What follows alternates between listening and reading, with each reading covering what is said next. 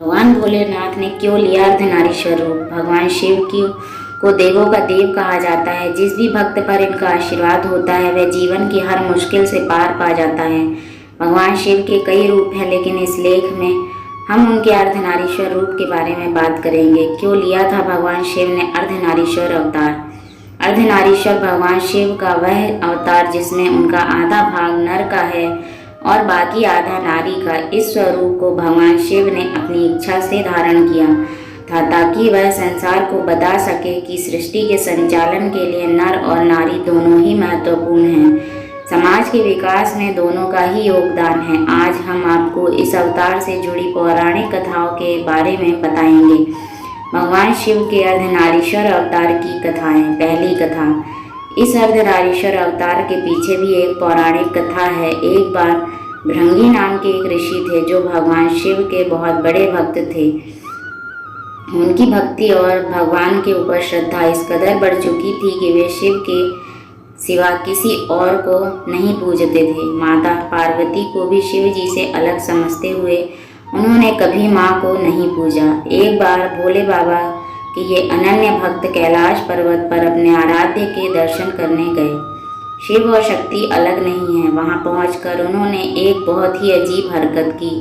वे भगवान शंकर की परिक्रमा करना चाहते थे, लेकिन माता पार्वती की नहीं। इस पर माता पार्वती ने उन्हें समझाया कि शिव और शक्ति अलग अलग नहीं है, परंतु जब ऋषि भृंगी नहीं माने तो माता पार्वती और भगवान शिव एकदम पास बैठ गए। यह देखकर भृंगी ऋषि ने सर्प का रूप रख लिया और केवल शिव जी की परिक्रमा करने लगे। तब शिव और पार्वती ने अपने रूपों को मिला लिया। वे एक हो गए और तब जन्म हुआ अर्धनारीश्वर अवतार का। हद तो तब हो गई जब इस पर भी ऋषि को समझ नहीं आया और वे चूहे का रूप रखकर दोनों को बीच से कुतरकर अलग करने लगे। इस पर दोनों को क्रोध आ गया और तब देवी पार्वती ने ऋषि से कहा कि हर मनुष्य के भीतर प्रकृति का भी भाग होता है जो नारी शक्ति का प्रतीक है। प्रत्येक मनुष्य का शरीर उसकी माता और पिता का देन होता है। जहाँ व्यक्ति हड्डी और मांसपेशियों को पिता से प्राप्त करता है, वहीं रक्त और मांस उसे माता से मिलता है।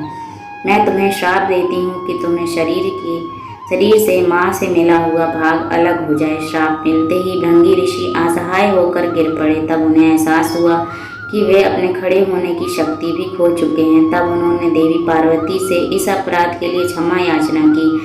अब क्योंकि माता अपनी संतान का दुख देख नहीं पाती है, इसीलिए पार्वती जी का हृदय भी यह दृश्य और भृंगी की हालत देखकर व्यथित हो उठा। माता ने जब श्राप वापस लेना चाहा तो ऋषि भृंगी ने स्वयं ही मना कर दिया, क्योंकि अब वो अपराध बोध से ग्रस्त हो चुके थे। ऋषि को चलने में असमर्थ जान शिव पार्वती ने उन्हें तीसरा पैर प्रदान कर दिया। इस तरह हुआ था अर्धनारीश्वर रूप का प्राकट्य, ताकि संसार को नर और नारी का महत्व समझाया जा सके। दूसरी कथा भगवान के अर्धनारीश्वर स्वरूप को लेकर एक और भी पौराणिक मान्यता है। जब ब्रह्मा जी ने सृष्टि की रचना की तो उसके कुछ समय बाद उन्हें एहसास हुआ कि यहाँ गति नहीं है, इसीलिए यह पूर्ण रूप से विकसित नहीं है। ब्रह्मा जी चिंता में पड़ गए कि जितने जीव जंतु मैंने बनाए हैं, इनकी संख्या में वृद्धि कैसे होगी। ब्रह्मा जी की इस दुविधा का निवारण भगवान शिव ने किया। उन्होंने ब्रह्मा जी को मैथुनी सृष्टि निर्माण करने का सुझाव दिया। अब ब्रह्मा जी शिव जी से मैथुनी सृष्टि का रहस्य समझना चाहते थे।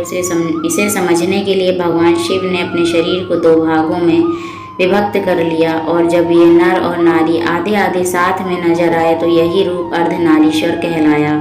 अब शिव की जो शक्ति थी उसने अपने रूप से एक नारी को प्रकट कर ब्रह्मा जी को सौंप दिया। शिव की इस नारी शक्ति शिव ने ही बाद में हिमालय के घर में जन्म लेकर शिव से विवाह किया। तभी से इस सृष्टि में मैथिली परंपरा का से विकास क्रम शुरू हुआ। अगर कहानी आपको पसंद आई हो तो लाइक करें, दोस्तों में शेयर करें और ऐसी ही कहानी सुनने के लिए चैनल को सब्सक्राइब करें। धन्यवाद।